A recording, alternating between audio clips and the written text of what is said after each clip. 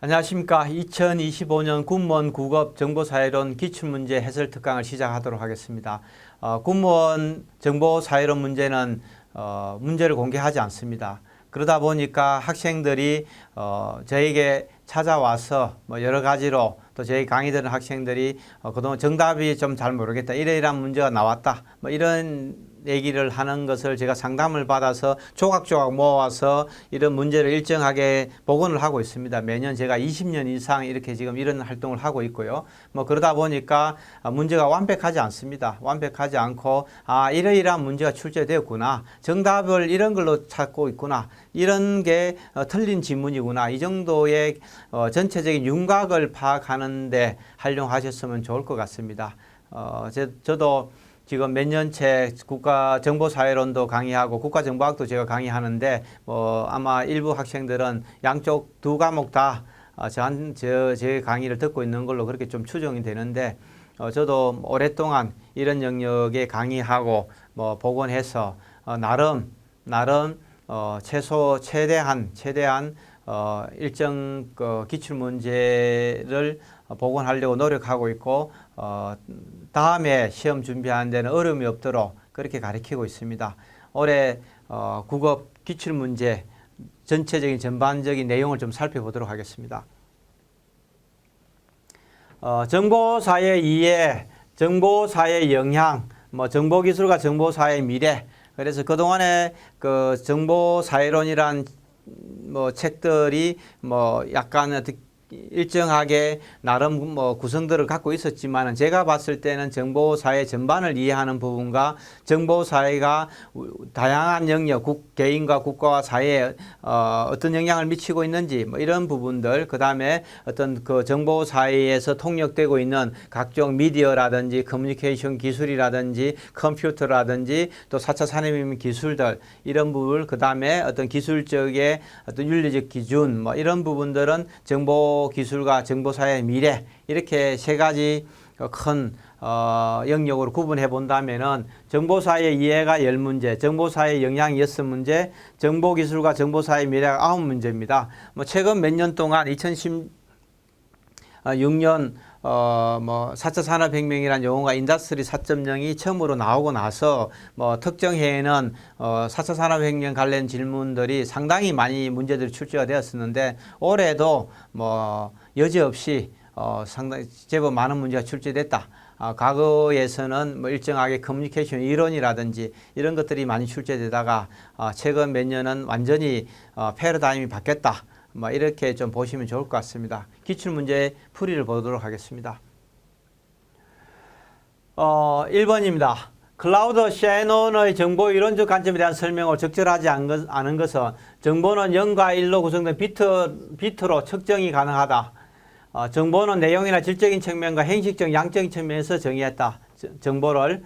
그래서 제가 정보 이론적 관점, 정보 사회론적 관점, 정치 경제학적 관점, 이렇게 세 가지를 계속 얘기를 드렸습니다. 그래서 정보 이론적 관점은 클라우드 셰논이라는 노버트 와이너, 모든 정보는 비트로 측정이 가능하다. 시그널, 신호 중심이다. 정보를 내용이나 질적 측면이 아니라 행식적, 양적 측면에서 정의한다. 내용이나 질적 측면이 아니라 행식적, 양적인 측면에 정의했다. 정보는 불확실성을 관리하기 위해 대량으로 생산한다. 정보는 에너지나 물질과 마찬가지 물리적 요소를 간주한다. 그래서 대량으로 생산하고 물리적 요소를 간주한다. 아마 그대로 지문이 나온 겁니다. 그대로. 참 신기할 정도로 이렇게 그대로 나왔습니다. 그래서 기본적으로 공부를 제 책을 읽었다면 틀릴 수 없는 문제죠. 클리블랜드, 톰슨, 라볼트, 해링턴, 로빈슨, 클라우드 셰논, 로버트 와이너, 이런 사람들, 제가 봤을 때 올해는, 내년에는 이제 이거 안 나오겠죠. 정보 사회론적 관점이라든지 정치 경제학적 관점에 가는 이런 문제들이 2026년에는 출제되지 않을까, 이렇게 좀 감히 예측을 해봅니다. 2번입니다. 기록에 대한 설명을 올바르지 않는 것은, 대통령 기록물은 뭡니까? 공개입니다. 원래는 공개하기로 했습니다. 일부 일정한 30년이면 30년 기간을 정해놓지만 일단 공개가 원칙입니다. 마이그레이션은 기술의 변화에 따라 전자기록을 다른 시스템에 이전하는 프로세스다. 이게 제가 진짜 많이 한 프로젝트 중에 하나인데요. 예를 들어서 뭐 기존에 있는 A라는 컴퓨터 뭐 예를 들면 그런 거죠. 뭐 텍스트를 갖고 있는 그 데이터를 메모장에 관리하고 있는 여러분의 자료를 메모장에 뭐 친구의 전화번호를 관리하는데 이걸 뭡니까? 엑셀로 옮긴다. 이런 걸 마이그레이션이라고 그럽니다. 엑셀로 컨트롤 C 딱 버리라는 거 이런 거 마이그레이션이라고 그러는데 전자기록물을 다른 시스템으로 이전하는 프로세스를 마이그레이션이라고 그럽니다. 그래서 옛날 시스템을 바꾸거나 이러면은 데이터베이스를 바꾸면 이거 마이그레이션 하는데 이런 걸 얘기합니다. 기록에 관한 국제표준 ISO 15489다. 전자기록 저장 매체를 전자 저장 매체를 이용해 관리한다. 그래서 뭐 제가 봤을 때는 이 문제에 대해서 아마 누구도 명확하게 뭐 강의를 많이 한 사람은 없을 겁니다. 저도 이 내용에 대해서는 강의를 거의 안 했습니다. 마이그레이션을 제가 가르쳐 본 적은 없습니다. 저는 알고 있는 내용이지만은 기록에 관한 국제표준이라든 전자기록 이런 부분에 대해서는 얘기가 많이 됐었는데 마이그레이션이라는 용어는 뭐 누구도 강의했을 가능성이 높지는 않다. 뭐 이렇게 보여집니다. 그렇지만은 대통령 기록물이라는 것 자체에 대해서는 워낙 많이 들었고 뭐 지난 정부에서 대통령의 어떤 정책적 이런 오류라든지 문제점을 처벌하기 위해서 대통령 기록관을 막 압수수색했다는 이런 아마 그 언론 보도는 많이 보셨을 겁니다. 뭐 그런 부분들에 대해서 조금만 관심이 있었으면은 이런 내용들을 문제를 풀 수 있지 않았나 이런 좀 생각도 들고요. 테오도로 셀렌버그라는 사람이 현용 기록, 준현용 기록, 뭐 비현용 기록 이런 얘기를 했었고 국가 기록관이라는 거 이런 얘기들 좀 이 부분들이 갖고 있었습니다. 그죠? 이 내용하고 좀 일정하게 좀 연관 대통령 기록물이라는 말만 좀 달랐지 국가 기록관에 이런 걸 관리합니다. 대통령 기록물도 국가 기록관으로 이관해서 관리하고 있기 때문에 뭐 이런 부분에 대해서 약간 조금 생각을 조금만 펼쳤으면은 뭐 나름 뭐 어렵지 않게 정답을 찾을 수 있는 그런 문제지 않나 이런 생각을 갖고 있습니다. 3번입니다. 정보에 대한 설명으로 올바르지 않는 것은 학술 정보는 가공 방법에 따라 1차 정보, 2차, 3차 정보로 구분한다. 그래서 정보는 시계열적으로 과거, 현재, 미래, 전달에 대해서 공적, 사적, 생성 및 가공의 1차, 2차, 3차, 조직 특성의 공식 정보, 비공식 정보. 뭐 정보의 분류 이거 열심히 강의 많이 했습니다. 1차 정보는 초록과 색인, 3차 정보는 교과서와 백과사전. 그래서 우리가 1차 정보는 논문, 1차 정보는 논문, 2차 정보는 초록과 색인, 3차 정보는 백과사전 뭐 이렇게 되어 있습니다. 그래서 이 부분에 2번이 틀렸습니다. 특정 목적에 따라 평가되지 않은 내용을 정보라고 한다. 전자기기의 발전으로 영상이나 음악을 전자매체로 전달할 수 있다. 뭐 이렇게 얘기를 하고 있습니다. 그죠? 뭐 이거는 여러분들이 이메일이나 USB 뭐 여러 가지로 뭐 USB라든지 이메일로 보낼 수도 있고 많습니다. 그죠? CD로 구워서 보낼 수도 있고 이런 거 다 가능합니다. 그죠? 이런 부분을 생각하시면 좋을 것 같습니다. 그래서 정보의 분류, 1차 정보, 2차 정보, 3차 정보, 행식지, 사물지 뭐 이런 것들에 대해서 얘기 나왔던 문제들입니다. 그죠? 이 부분도 자주 출제되는 부분 중에 하나다. 제가 강조를 많이 했었습니다. 4번입니다. 정보사의 특징에 대한 설명 올바르지 않는 것은 이것도 제가 열심히 강의했습니다. 엘빈 토플러라든지 조지 시멘트라든지 다니엘 벨이라든지 요네지 마츠다. 이런 사람들이 정보사회를 어떻게 정의를 했느냐. 그래서 제가 얘기 드린 거는 강의할 때 했던 거는 뭡니까? 사람 이름은 무시해라. 사람 이름 무시하고 정보사회와 산업사회, 정보사회와 산업사회의 특징이 뭔지만 비교 분석하면은 다 해결된다. 이렇게 얘기를 많이 했었고, 대량 생산, 대량 소비는 뭡니까? 산업사회 특징입니다. 산업사회. 그죠? 소품종 대량 생산, 소품종 대량 생산, 이런 얘기를 많이 했습니다. 대량 생산. 근데 뭡니까? 다품종. 정보사회가 되면 다품종으로 간다. 이런 얘기도 했었고요. 물질 소비 대신에 인간의 지적 창조가 중요해졌습니다. 그죠? 지식사회, 뭐 이런 것들. 정보의 창출과 이용이 중요합니다. 그래서 정보산업이라 이런 말도 많습니다. 정보산업.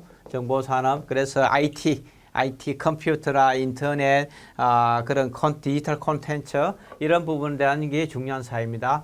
서비스 산업이나 지식 노동이 핵심이다. 이런 얘기를 하고 있습니다. 엘빈 토플러 조지. 그래서 산업사회와 정보사회의 비교들 계속 얘기 많이 나왔습니다. 다극화, 협동생산, 자율성, 뭐 어떻고 저떻고 뭐 이런 얘기를 많이 나왔습니다. 이 부분들 반드시 알고 가야 됩니다. 아마 내년에도 이런 유형 문제는 꼭 출제될 것으로 이렇게 예상됩니다. 5번입니다. 서비스 사회를 설명한 학자와 저서로 올바된 거는 제가 이것도 서비스 사회 뭐 유료 사회 서비스 사회 뭐 오만 얘기들 다 했습니다. 종류별로 쭉 다 설명 많이 했었는데 물자의 생산이 경제활동 중심의 산업사회에 비해 지식, 정보 등 비물질적 편익의 생산이 중심이 되는 사회. 그래서 프라스티에의 20세기 이래한 희망, 리스먼, 여가사회, 아미타이 에치오니 활동사회, 피트 드러크는 노동시장의 사회적 변화가 발생된다. 그래서 뭐 50년 내에 완전 고용이 가능하다 주장하는 사람이 스피라, 시프라, 프라스티에 뭐 이런 얘기를 했는데 뭐 이게 정답입니다. 그죠? 그래서 이것도 뭐 제가 봤을 때는 조금 난이도가 있다. 그렇지만 중정도다. 전혀 뭐 황당한 문제는 아니다. 이렇게 좀 평가할 수 있을 것 같습니다. 6번입니다. 다음 설명에 해당하는 용어는 뭐 이 문제도 제가 봤을 때는 중정도 되는데 아마 누구도 이 용어에 대해서 구체적으로 강의를 하기는 쉽지는 않았던 내용이지만 일반적으로 요즘 너무 많이 쓰는 단어들입니다. 너무 많이 쓰는 단어. 주목성보다 가독성을 고려해 디자인하는 것이 중요합니다. 단순하고 핵심 요소를 쉽고 정확하게 전달하는 기술이다. 정보를 신속하게 소비하고 쉽게 이해할 수 있는 방식으로 전달할 수 있다. 단순 표지판부터 복잡한 통계 데이터까지 시각화가 가능하다. 그래픽은 뭐냐? 그냥 그래픽은 그냥 그림이에요. 그림. 카드 뉴스는 뭡니까? 조그마한 쪽지 비슷하게 뉴스들을 간단하게 뉴스를 요약해서 전달하는 거예요. 이거하고 아무 관계 없는 거죠. 웹툰은 뭡니까? 웹에 있는 만화예요. 웹 만화예요. 그렇다고 보면은 뭐예요? 인포그래픽밖에 없는 거죠. 그래서 우리가 뭐 이런 것들을 해가지고 비율하고 뭐 이렇게 하고 이 안에다가 텍스트 막 이래서 뭐 이렇게 설자 한국 뭐 미국 일본 뭐 이거는 GDP 뭐 이렇게 연도 뭐 이렇게 해가지고 쭉 해서 이런 걸 인포그래픽이라고 그러면 인포그래픽. 요즘 뭐 모든 데들 아마 여러분 텔레비 봐도 뉴스 같은 거 보면은 옛날에는 사진만 나오고 동영상만 나오다가 이런 거 막 나오지 않습니까? 그죠? 화려한 그래프라든지 차트라든지 테이블 같은 거 이런 걸 인포그래픽이라고 그러면 인포그래픽. 뭐 제가 봤을 때 아이고야 이거 평생 처음 듣는 얘기 이런 복잡한 이런 머리 아프다 이런 생각 안 하고 그냥 좀 꼼꼼하게 읽어보면 그래픽 아니 옛날에도 그래픽 있었는데 그지 그림들 뭐 이게 무슨 의미가 있지? 그래. 카드 뉴스. 그냥 뭐 요약된 카드처럼 뉴스 보는 거지. 웹툰 만화인데 이건 아닌 것 같아. 근데 뭔가 좀 인포메이션 그래픽 합성어야. 지식 정보와 그래픽이 같이 있는 것 같아. 그런 얘기죠. 그죠? 인포메이션하고 그래픽의 합성어입니다. 인포메이션하고 그래픽의 합성어입니다. 그죠? 그래서 이런 것들이 제가 봤을 때는 뭐 기본적으로 다른 거 쉬운 거 빨리 다 풀고 나서 조금 시간 가지고 하나씩 좀 끄면서 보면은 풀 수 있는 그런 문제다. 이렇게 보여집니다. 7번입니다. 정보의 왜곡 행사. 이것도 시험 문제 많이 나오죠. 어렵기는 하지만은 절대 평생 안 들어본 단어는 아니다. 이런 거죠. 반항실 효과, 에코 챔버 이펙트. 뉴스를 통해 제공하는 정보가 이용자의 기존 신념을 더욱 강화시키는 현상을 에코 챔버라 이렇게 얘기합니다. 그죠? 우리 뭐 보수들이 뭡니까? 부정선거 뭐 이런 것들 그 유튜브에서 열심히 떠들어준 거죠. 보수 유튜브에서 선거 부정이 있었다. 그래서 대통령이 비상계엄령도 발동하고 했던 거 아닙니까? 그죠? 확정 편향. 사람이 자신의 기존 신념과 일치하는 정보만 선택적으로 수용하는 이런 것들입니다. 그죠? 가짜 부정선거입니다. 부정선거. 필터 버블. 이용자의 성향이나 취향에 맞는 정보만 선별해서 제공하는 것. 이런 거 필터 버블이라고 합니다. 그죠? 유튜브라든지 이런 걸로 먹고 사는 거죠. 헤테로필리. 유사한 특성과 관점을. 헤테로라는 것 자체가 뭡니까? 디프런트라는 뜻입니다. 다르다는 뜻입니다. 호모라는 것은 뭡니까? 유사하다는 뜻입니다. 그래서 우리가 호모필리와 헤테로필리라는 말이 있습니다.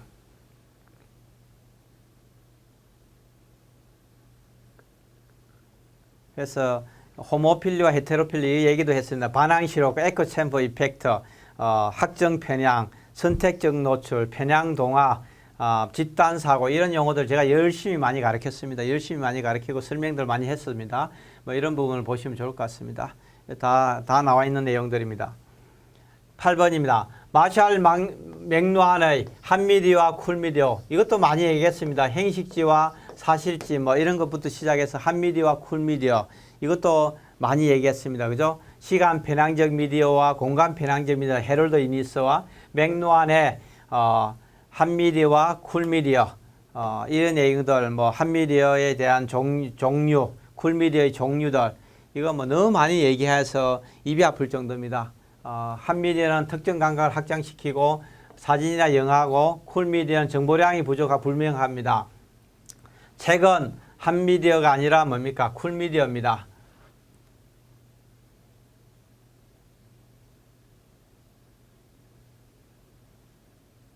그래서 책은 한미디어로 정세도가 높지만은 뭡니까? 독자가 참여를 거기 할 필요가 없는 한미디어는 그냥 보면 그 내용을 알 수 있는 거고 쿨미디어는 뭔가 내가 상상을 좀 펼쳐야 됩니다. 쿨미디어는 상상이 좀 필요하고 상상력이 좀 필요하고 독자의 참여도가 낮은 것이 한미디어입니다. 그냥 보고 지나가는 거죠. 쿨미디어는 수용자의 높은 참여가 필요하고 한미디어 그래서 헤럴드 이니스의 공간 편향적 미디어와 시간 편향적 미디어 맥루한의 한미디어와 쿨미디어 뭐 이런 부분들이 그동안에 시험 문제도 많이 출제되었었고 특히 뭐 헤럴드 이니스의 저서라든지 그다음 맥루한의 저서들도 시험 문제 과거에는 많이 나왔었는데 최근에는 거의 좀 잘 안 나오고 있다 이렇게 보시면 좋을 것 같습니다. 9번입니다. 비언어적 커뮤니케이션, non-verbal 커뮤니케이션에 대한 설명 올바르지 않은 것은 신체적 언어는 윤리적 행위로 어복, 항수, 문신. 어복하고 신체하고 무슨 관계가 있어요? 어복하고 신체하고 무슨 관계가 있어요? 그죠? 아무 관계가 없는 거죠. 어복하고 향수가 무슨 신체와 관계가 없는 거죠. 신체 외양입니다. 신체 외양이라고 하면 신체 외양.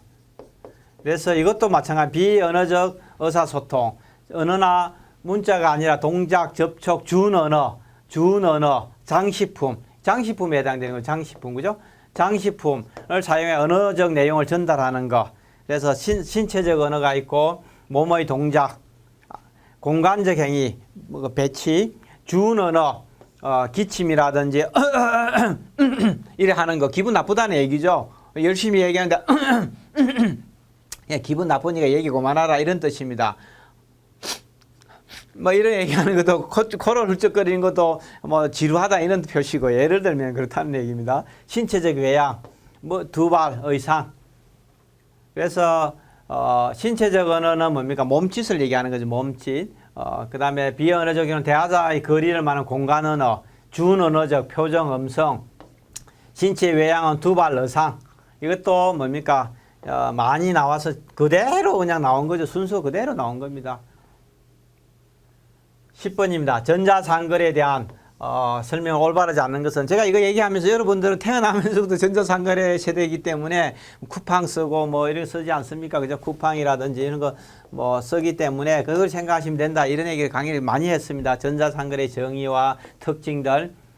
소비자가 직접 대면 안 합니다. 사이버상에서 거래가 이루어집니다. 판매자와 소비자 직접 연결하면 판매 가격을 내리기도 쉽습니다. 중간에 있는 공장에서부터 시작해서 도매상, 중매상, 소매상, 그 다음에 뭡니까? 소비자. 뭐 이런 연결하면 이 사람들이 돈을 조금씩 먹어야 될 거 아닙니까? 이윤을. 그죠? 이윤을 먹어야 되니까 가격이 오른데 공장에서 바로 소비자로 연결되면 이 사람들 이윤이 다 사라지는 거죠. 그래서 저렴하게 파는 겁니다. 쿠팡이나 이런 거 다 마찬가지입니다.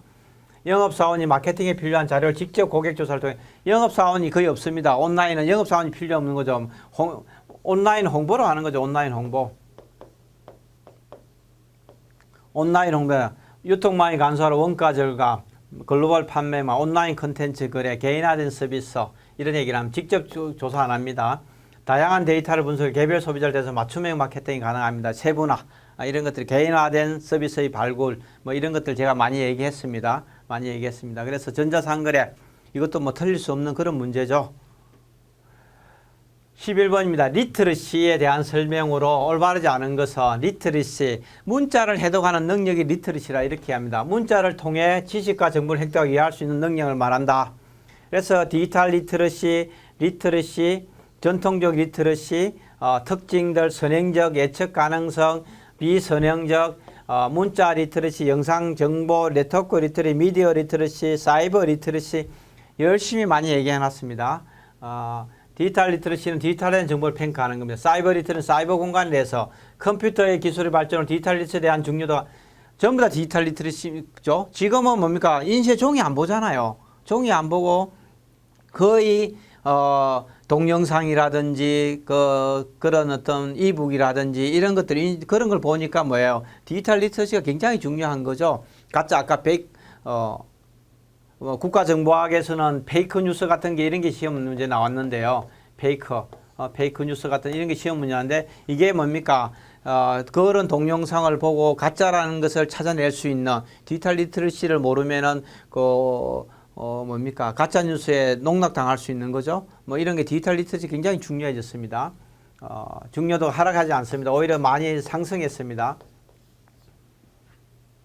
그래서 이런 문제 틀릴 수 없죠. 이 문제도. 12번입니다. 오픈소스에 대한 설명 올바르지 않는 것도 이것도 오픈소스 너무 많이 가르쳤습니다. 제가 오픈소스.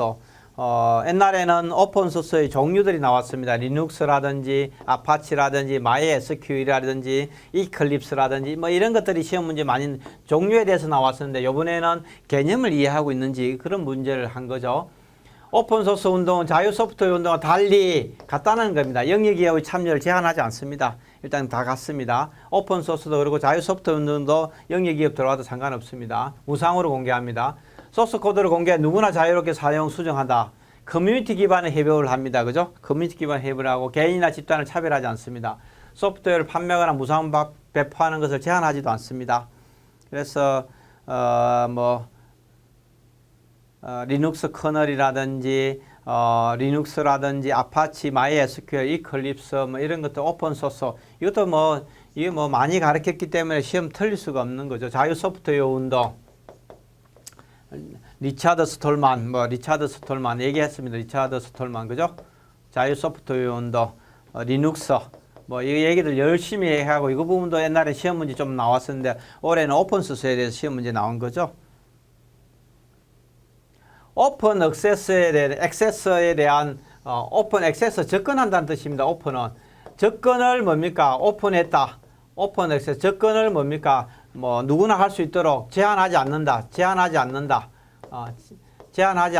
이런 뜻이라고 보면 될 것 같습니다. 그러면은 크리에이티브 커먼스 라이선스 누구나 뭡니까? 창조물을 공유할 수 있다는 이런 뜻입니다. 커먼스 라이선스를 따르면 전통적인 종이 학술지 포함 모든 형태의 학술 저작물에 적용된다. 저작자의 비용 부담, 이용자의 무료 접근, 시공간을 초월한 접근, 저자의 저작권 보유 등의 구조를 가진다. OA 리포지터리 목록을 구축해 학술 정보를 공유하며 오픈 DOAR과 ROAR이 대표적이다. BOAI는 OA를 실현하기 위한 전략적으로 셀프 아이카빙과 그 다음에 오픈 액세스 저널 그린 OA 출판을 제시한다. 이런 얘기들을 했는데 일단 셀프 아카이빙하고 그린 오픈 액세스는 같은 말입니다. 그린 오픈 액세스 그러니까 그린 오픈 액세스와 셀프 아카이라는 말이 그린 오픈 액세스라는 용어입니다. 그래서 저자의 원고 버전을 기관 리포지토리에 업로드하고 모든 사람이 자유롭게 액세스할 수 있는 이런 것입니다. CCL이야 커먼 라이선스라 이런 게 있는데 CL이 CL이 뜻입니다.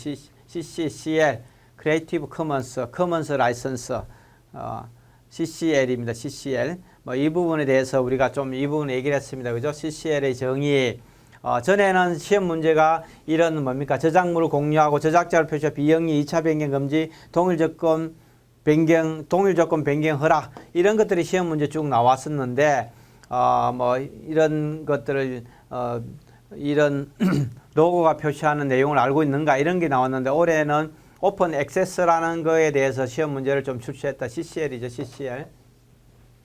뭐 그런 부분이라 이렇게 생각하고 조금 더 좀 더 깊이가 아마 이 부분은 OS 리포지터리와 뭐 이 부분이 조금 더 들어갔는데 뭐 약간 제가 봤을 때 이거는 좀 생각보다 조금 뭐 난이도가 상 정도 되는 문제다. 상. 이 문제는 뭐 틀려도 그렇게 뭐 그렇게 욕을 먹는 그런 문제는 아니다. 이렇게 좀 생각은 듭니다. 14번입니다. 저작권에 대한 설명 올바르지 않는 것은 헌법 법률 등도 저작권을 보호받지 않으면 누구나 쓸 수 있습니다. 저작권은 저작자 사망 후 70년 동안입니다. 옛날에 50년에서 20년 더 추가 늘어났습니다. 저작 인격권, 저작 인적권까지 합니다. 문학과 예술 등에 속하는 창작물에 부여합니다. 그래서 인간의 사상이나 감정을 표현하는 창작물이 저작권입니다.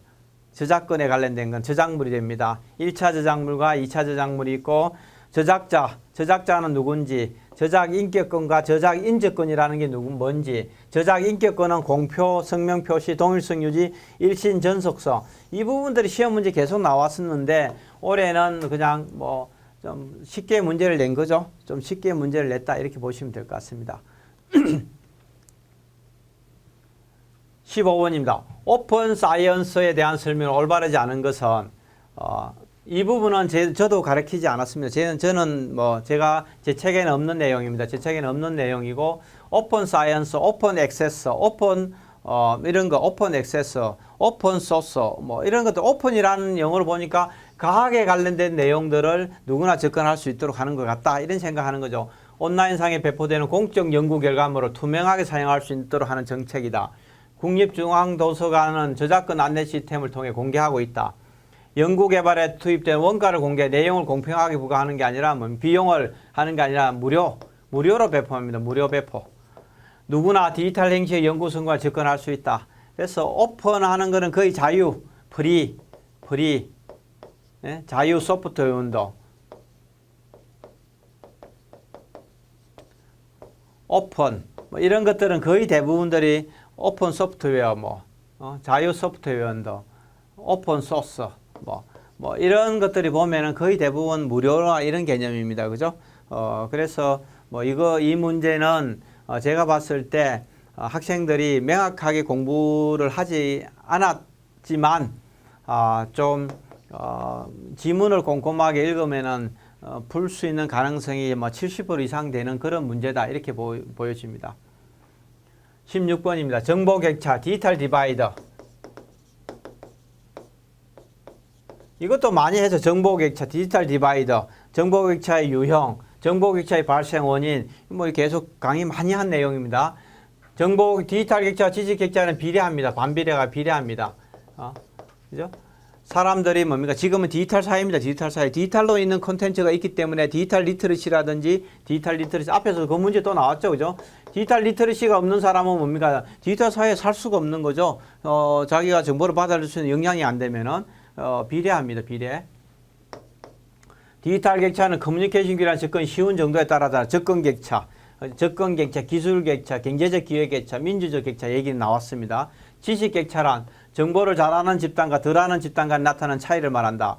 정보 이용의 차이는 지식 격차와 사회적 배제를 초래한다. 그렇습니다. 그죠? 모르면은 뭡니까? 그런 다른 사람들과 공감을 하거나 대화를 하거나 이런 게 거의 불가능해진다는 거죠. 뭐 이것도 상당히 많은 그냥 가르쳤던 내용에서 그대로 나오는 겁니다. 17번입니다. 공공 데이터에 대한 설명 올바르지 않는 것은 제 책이 없습니다. 솔직하게 제 책이 없어 저는 이런 것들에 가르치진 않았는데 보도록 하겠습니다. 공공 데이터의 제공 및 이용 활성에 관한 법률은 공공기관의 공공 데이터 공개를 의무화했다. 정부나 공공기관 등이 생성하거나 관리한다. 공공기관은 자발적으로 데이터를 제공한다. 자발적으로 뭡니까? 규정에 따라서 하겠죠. 그죠? 공무원들이 제 마음대로 자발적으로 할 수 있는 게 뭐가 있겠어요? 규정에 따라서 어느 정보까지는 공개하고 어느 기관은 공개를 하고 어느 기관은 공개하지 않을 수 있고 이런 것들이겠죠. 오픈 API를 통해 누구나 자유롭게 이용이 가능하다. 그래서 법적인 절차에 따라서 규정에 따라서 제공한다. 뭐 이렇게 보시면 될 것 같습니다. 이것도 명확하게 이런 법을 가리키지는 않았을 거라고 저는 보이는데 대부분들이 이것도 사실은 꼼꼼하게 읽어보면은 풀 수는 있지만은 뭐 국가정보 정보사회론의 특성상 대부분의 그 명확하게 이런 부분을 정리해서 가르치는 사람은 많지 않을 걸로 이렇게 보여집니다. 18번입니다. 더블링 코어에 대한 설명이 올바르지 않는 것은 이것도 제가 좀 그 재책이 없습니다. 재책이 없는 내용인데 뭐 더블링 코어는 15개의 메타데이터 요소로 구성되어 있다. 뭐 평면적 구조는 계층마다 독립적인 건 아닌 것 같습니다. 더블린은 95년 3월 미국 오하이오에서 열린 워크숍을 계기로 탄생했다. 다양한 분야와 시스템에 적용이 가능해 확장성이 높다. 뭐 이런 얘기를 하는데 뭐 이 부분은 제가 사실 솔직하게 저도 가르치지 않았습니다. 가르치지 않아서 지금 뭐 몇 문제가 제가 가르치지 않은 내용이 나왔는데 제가 그 정보사회론을 강의를 했때 대부분 지금 오랜 기간 동안 정보사회론은 특이한 문제들이 많이 나오니까 제가 60점을 목표로 한다고 매일 얘기했습니다. 60점을 목표로 한다. 그 정보사회론은 제가 뭐 이런 얘기를 끊임없이 했습니다. 여러분들 높은 점수 받을 필요 없다. 60점만 받고 다른 과목에서 국가정보학이나 이런 것을 커버해서 합격하실 수 있다. 뭐 이런 얘기를 끊임없이 했는데 뭐 그런 측면에서 보면 그렇게 심각한 얘기는 아닌 것 같습니다. 뭐 모르는 거 처음 들어보는 게 한두 문제 정도 나오는 게 뭐 그렇게 제 얘기가 틀리거나 뭐 무책임한 그런 부분은 아니다. 이렇게 좀 보여집니다. 다음 중 19번입니다. 컴퓨터 정보를 처리하는 단위에 대한 설명이 올바르지 않는 것은 비트는 정보를 처리하는 최소 단위입니다. 0과 1입니다. 1바이트는 8비트며 그죠? 8비트면 1테라바이트는 10조바이트가 아니라 1조바이트입니다. 1조바이트. 비트의 숫자가 올라갈수록 성능이 좋아합니다. 8비트, 16비트, 32비트, 64비트, 128비트, 258, 256 뭐 이렇게 올라가는 거죠.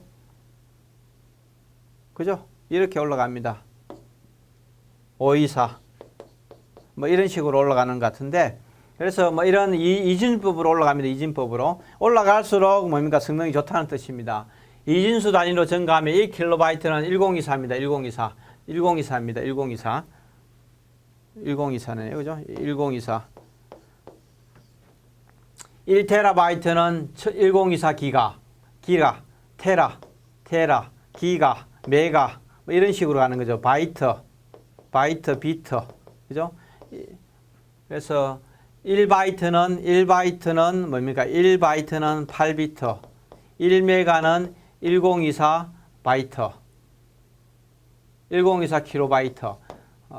그다음 1기가는 1024 메가, 1테라는 1024 기가 뭐 이런 식으로 되어 있습니다. 그래서 1테라는 1조 바이트입니다. 뭐 이렇게 좀 보시면 좋을 것 같습니다. 1조. 20번입니다. 다음 중 디지털 객체 식별자, 디지털 오브젝트 아이덴티파이어에 대한 설명 올바르지 않는 것은 그래서 우리가 디지털 오브젝트 아이덴티파이어라고 했습니다. 디지털의 책이나 잡지 등에 매겨진 국제 표준 도서 번호 ISBN과 같이 모든 디지털 콘텐츠에 부여된 고유 식별 번호를 디지털 DOI라고 얘기한다. 디지털 콘텐츠 식별 번호다. 이렇게 얘기를 한다. 이렇게 되어 있습니다. 콘텐츠는 고유 식별 번호고 메타스키마를 활용한 상호 운용성을 고려하고 URL에 비해서 영구적입니다. URL은 뭡니까? 주소가 바뀌면은 가끔씩 우리가 링크가 있는데 검색해서 링크가 있는데 들어가면은 뭡니까? 존재하지 않는 페이지입니다. 이리 나오지 않아요. 그죠? 그러니까 그 서버가 옮기거나 IP 주소가 바뀌면은 뭡니까? URL은 사라지는데 DOI는 뭐예요? 그 ISBN처럼 영구히 부여되는 그런 번호이기 때문에 사라지지 않는다는 겁니다. 항상 검색하면 그대로 있다는 얘기입니다. 그래서 20번입니다. 20번은 1번이 답입니다.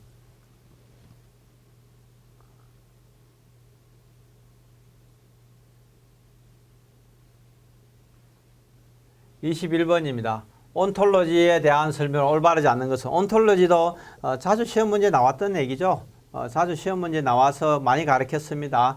뭐 온톨로지의 역사라든지 구성 요소, 사용되는 언어들, 뭐 적용 분야, 뭐 이런 부분들이 그동안 시험 문제 쭉 나왔었는데 클래스, 인스턴트, 속성, 관계 이런 걸로 구성되어 있습니다. 릴레이션, 프로퍼티. 사물과의 관계를 컴퓨터 처리할 형태로 표현하는 것입니다. 정보 검색이나 전자상거래 등이 활용되고 일종의 의지로 언어 백과사전하고는 아무 관계 없습니다. 그래서 온톨로지에 대해서 이 부분은 정답은 4번입니다. 22번입니다. 머신러닝, AI입니다. 인공지능. 인공지능 학습 반복에 포함되지 않는 것은 인공지능도 그동안에 시험 문제 계속 나오고 있고 사회적으로 이슈가 많이 되다 보니까 인공지능의 개발 역사, 비판, 뭐 성과, 뭐 딥러닝과 머신러닝, 뭐 지도학습 이런 게 있습니다. 해고학습하고는 관계가 없습니다. 광학학습도 관계되어 있습니다.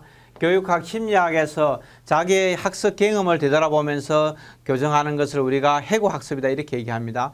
이 전혀 관계 없습니다. 그래서 강화학습이라든지 지도학습, 딥러닝, 머신러닝하고 관계됩니다. 23번입니다. 사물인터넷, 인터넷 오브 띵스, IoT라고 그러죠. 대한 설명 올바르지 않은 것은 사물인터넷도 4차 산업혁명에 대해서 많이 얘기했습니다. 미국 MIT의 M2M, 와이파이, 블루투스, 근거리 무선 쌍방향 통신 특징들, 사물 ID 디바이스, 네트워크, 플랫폼, 서비스, 요소 기술들.